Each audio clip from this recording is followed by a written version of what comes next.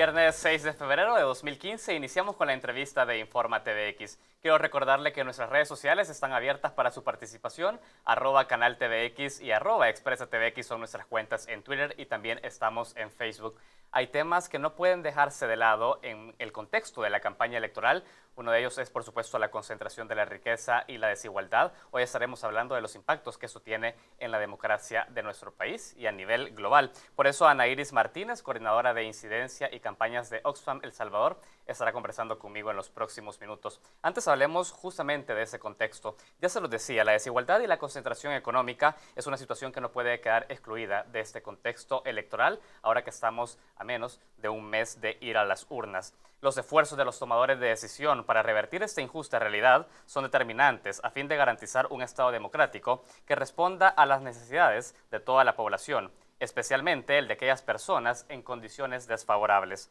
La organización internacional Oxfam ha señalado que en 2014 solo 85 personas concentraban la riqueza de la mitad de ciudadanos en el planeta. La desigualdad no es accidental o inevitable, es el resultado de decisiones políticas deliberadas y cambiar esto depende de un sistema fiscal más justo, ha señalado esta organización. Hoy queremos analizar los impactos de la desigualdad en la democracia y por eso ya lo he mencionado, Ana Iris Martínez, coordinadora de incidencia y campañas de Oxfam El Salvador, se encuentra conmigo para poder analizar esta problemática. Ana Iris, bienvenida a Informa TVX. Bueno, muchas gracias por la invitación. Es un gusto poder acompañarte para hablar sobre un tema tan importante que, como tú mencionas, debe de ser un tema prioritario en la agenda nacional, sobre todo en una agenda donde el contexto electoral, digamos, favorece para que los líderes a nivel del país puedan retomar esta temática. Sin duda, para eso queremos posicionarlo en estos momentos. Sabemos que es importante discutir la desigualdad y bueno, estamos en la región más desigual del mundo, América Latina lo sigue siendo. Ana Iris, vayamos analizando esto. Oxfam ha dicho que los esfuerzos en el combate a la pobreza, como las apuestas a educación, a salud, a una vivienda digna, podrían verse amenazados por la extrema desigualdad. Hablemos de las causas. ¿Por qué eso vendría a, de alguna manera, socavar los esfuerzos de los gobiernos por combatir la pobreza? Sí, bueno, mira, desde nuestro análisis, Oxfam ha venido realizando diversos estudios a nivel global, sobre todo, haciendo énfasis en cómo la desigualdad extrema creciente que hemos visto en los últimos años, especialmente a partir del 2010, que paradójicamente fue el momento de una mayor crisis financiera internacional, pone de manifiesto cómo se ha ido en los últimos años concentrando cada vez más la riqueza en pocas manos, en lo que llamamos nosotros élites, y cómo la creciente desigualdad está amenazando los avances que se han hecho en la lucha contra la pobreza. Nos parece que es importante y por eso es que el reciente informe que presentamos en el marco del Foro Económico Mundial en Davos, hacíamos mención de cómo si no se ataca las causas de la creciente desigualdad extrema en este momento,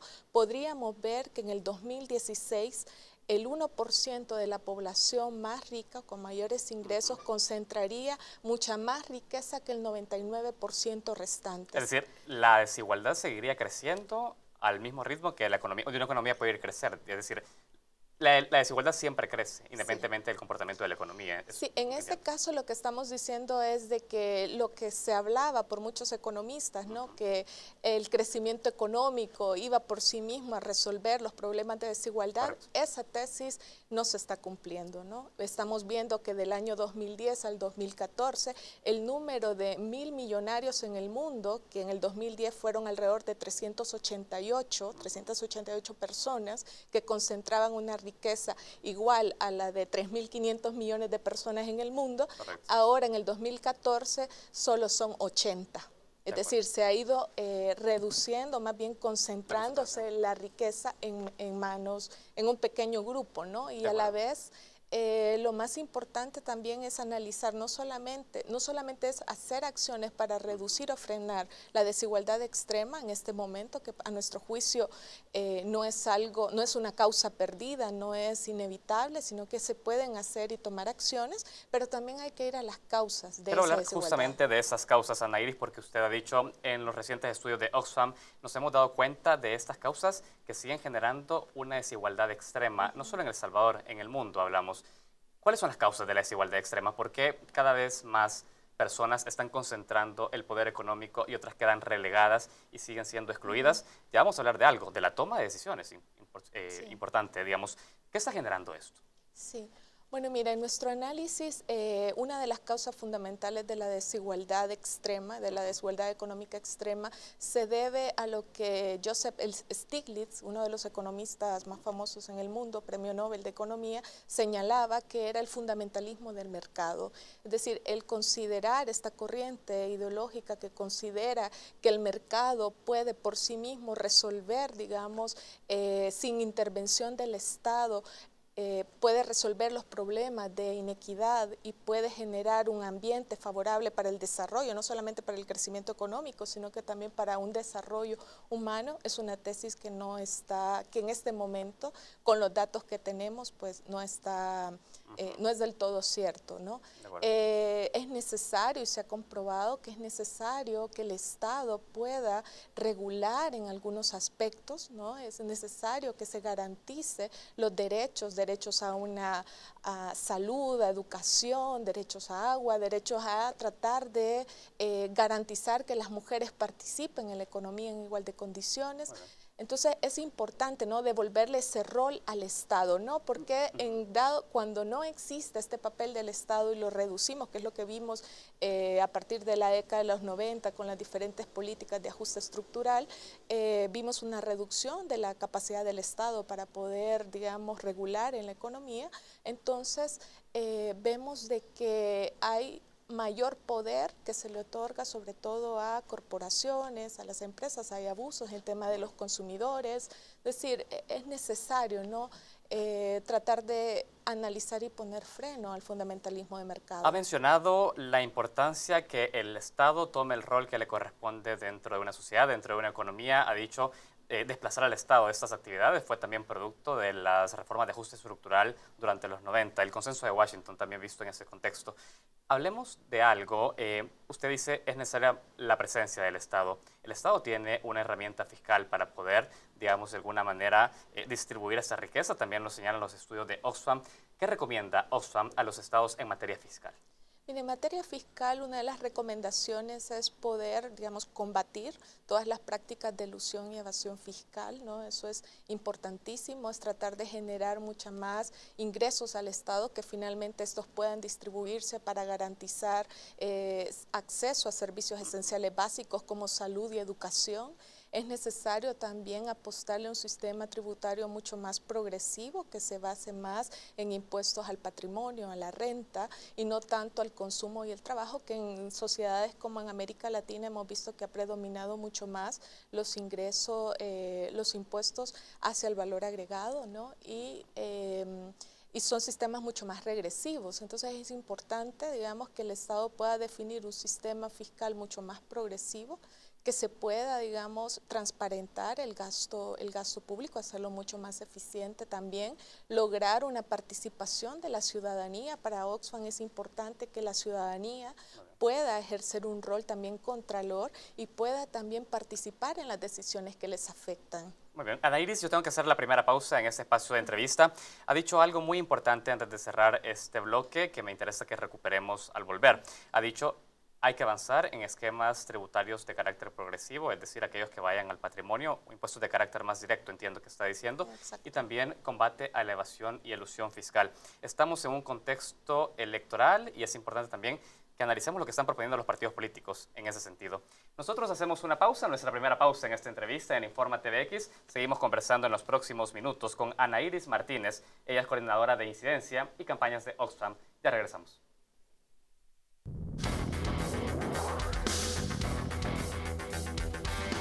Continuamos con la entrevista de Informa TVX. Estamos hablando de los impactos que tiene en la democracia, la desigualdad y la concentración de la riqueza. Ana Iris Martínez, coordinadora de incidencia y también de campañas de la organización Oxfam en El Salvador, se encuentra conversando y analizando esta situación con nosotros. Oxfam, hay que decirlo, ha impulsado importantes investigaciones en esta materia y por eso son una voz muy válida para poder analizar la situación. Ana Iris, usted mencionaba algo antes de irnos a la pausa. Decía, es importante avanzar en esquemas tributarios progresivos. Yo le pregunto lo siguiente. En El Salvador se escuchan voces que dicen, no podemos seguir aumentando impuestos porque el país no crece. E incluso el gobierno ha establecido en el Plan Quinquenal de Desarrollo no ir en la carga tributaria más allá del 17%, cuando muchos analistas dicen debería avanzar por lo menos al 20% de carga tributaria. Y para eso proponen medidas progresivas, no aumentar el IVA. ¿Cómo está viendo esa discusión en El Salvador? ¿Cómo analiza este tira y encoge entre las fuerzas productivas y políticas para poder aumentar la carga tributaria? Sí, mira, es comprensible, ¿no?, que en la población en general el tema de pagar impuestos pues no es algo que todos estemos dispuestas a hacer o que nos guste, ¿no? Pero hay que reconocer que es un tema que debe de propiciar un diálogo nacional, ¿no? Es decir, es saber hacia dónde queremos llegar, ¿no? Qué tipo de desarrollo queremos para el país y cómo se debe de financiar este tipo de desarrollo.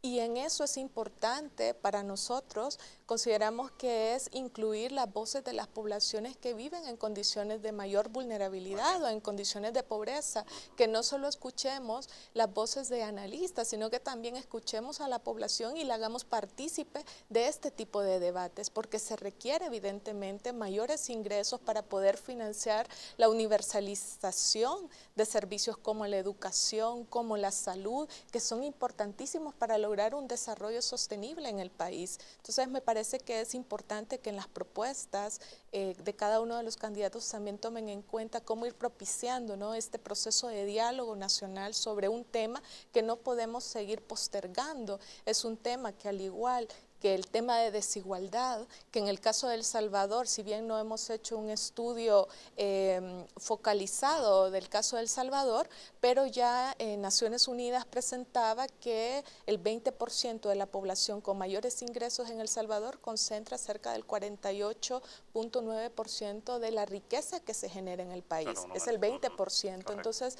es importante también que a la luz de ese debate podamos posicionar el tema de desigualdad como un tema de agenda de país. Excelente. Ana Iris, hay un tema que me interesa mucho que usted tocó. Dice, es importante involucrar a la discusión tributaria, a la discusión fiscal en nuestro país, a sectores vulnerables, a sectores excluidos.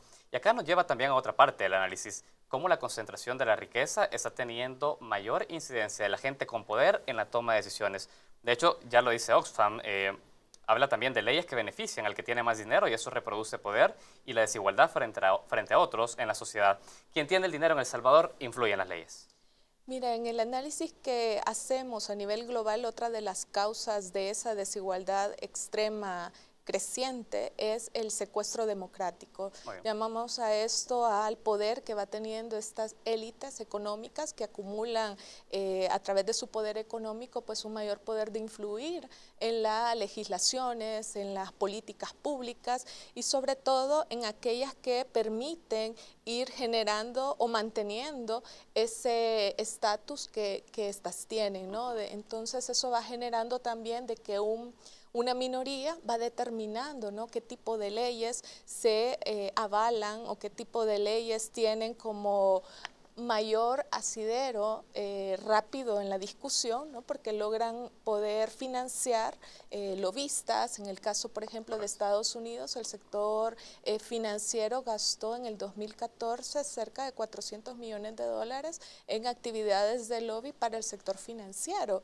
Entonces, es algo que estamos viendo y que esperaríamos de que entre más información tenga la ciudadanía, que más empoderada se encuentra, también las voces de esta mayoría de población pueda también ejercer influencia en la toma de decisiones. Pero indudablemente lo podemos ver en El Salvador, hay una serie de legislaciones que van dirigidas a garantizar, por ejemplo, derechos fundamentales, como es el tema del agua, la alimentación, que todavía están en discusión en la Asamblea y no logran avanzar, mientras que otro tipo de marcos legales que favorecen el entorno plano económico, esas avanzan mucho más rápido. Ahora que usted ha hecho esa vinculación, Anairis, perdón que la interrumpa, ¿está viendo entonces esa vinculación directa entre la defensa de intereses de carácter financiero y comercial por sobre los derechos humanos en la legislación salvadoreña?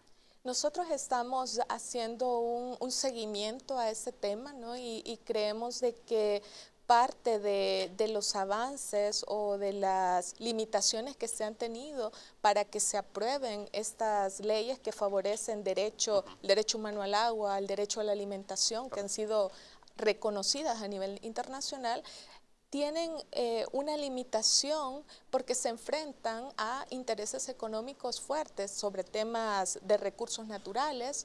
Entonces sí creemos de que hay una vinculación importante. Excelente. Anairis, yo tengo que ir cerrando la entrevista. El análisis ha sido muy claro de su parte, ha ofrecido datos sin duda que nos ayudan a entender esa situación. Yo quiero terminar con la siguiente pregunta. ¿Cómo podemos hacer para que este poder democrático secuestrado que usted ha dicho sea devuelto también al pueblo, a estos sectores excluidos que no están siendo escuchados dentro de las discusiones económicas de El Salvador? ¿Cómo hacemos para que estas demandas puedan ser elevadas a nivel legislación? ¿Qué tipo de acciones se requieren? Yo creo que es importante aquí devolverle el poder a la ciudadanía, un poder a través de más información, a través de la formación de ciudadanía, que conozcamos cuáles son nuestros derechos, que podamos sentirnos como sujetos de derecho capaz de reclamarlos y por lo tanto movilizándonos. Yo creo que es importante la movilización en el sentido que a nivel global estamos hablando de una ciudadanía cada vez más activa, consciente de sus derechos, de las problemáticas y que no se queda